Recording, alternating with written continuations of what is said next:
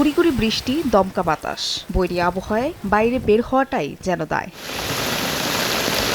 সোমবার সকাল থেকে দফায় দফায় বৃষ্টি হয় ঝালকাঠিতে। সুগন্ধা, বিষখালী, ধানসিঁড়ি ও বাসুন্ডা সহ ১১ নদ নদীতে স্বাভাবিকের চেয়ে ৩ ফুট পানি বেড়েছে। জোয়ারের পানি আমন ধানের বীজতলায় ঢুকে পড়ার শঙ্কায় কৃষকেরা।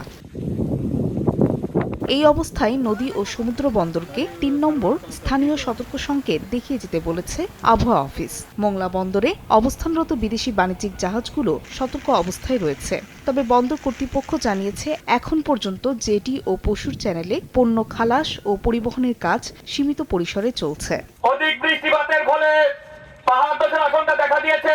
এদিকে রাঙ্গামাটিতে গুড়ি গুড়ি বৃষ্টিপাতে পাহাড় ধসের আশঙ্কা বেড়েছে। বসবাসকারীদের দ্রুত নিরাপদ আশ্রয় কেন্দ্রে যেতে ফায়ার সার্ভিস মাইকিং করছে। যদি দেখি বেশি ক্ষতিগ্রস্ত হচ্ছে তখন আমরা আশ্রয় কেন্দ্রে চলে যাওয়ার চেষ্টা করব। ৯টি ওয়ার্ড রয়েছে, ৯টি ওয়ার্ডে আমাদের মোট 11টি আশ্রয় কেন্দ্র প্রস্তুত রয়েছে। আর আমরা আমাদের যে দুর্যোগ প্রতিরোধের অংশ হিসেবে আমরা মাইকিং করছি। এছাড়া টানা বৃষ্টিতে বান্দরবানের থানচির সাঙ্গু নদীর পানি বেড়ে গেছে। তিন্দু, রেমাক্রি ও নাফাকুম এলাকায় পর্যটকদের ভ্রমণ থেকে বিরত থাকার জন্য মৌখিক সতর্কতা জারি করেছে উপজেলা প্রশাসন। ইতোমধ্যে বোট চলাচল না করায় এসব এলাকায় আটকা পড়েছে বেশ কয়েকজন পর্যটক। ফাহরিয়া ফারজানা, সময় সংবাদ।